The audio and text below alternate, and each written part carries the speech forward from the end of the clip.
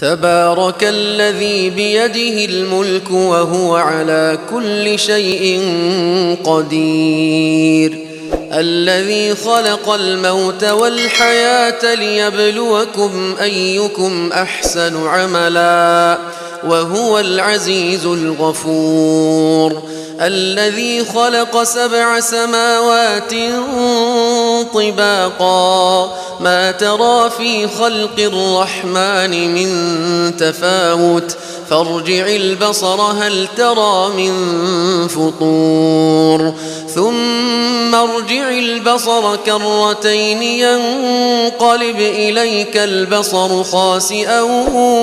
وهو حسير ولقد زينا السماء الدنيا بمصابيح وجعلناها رجوما للشياطين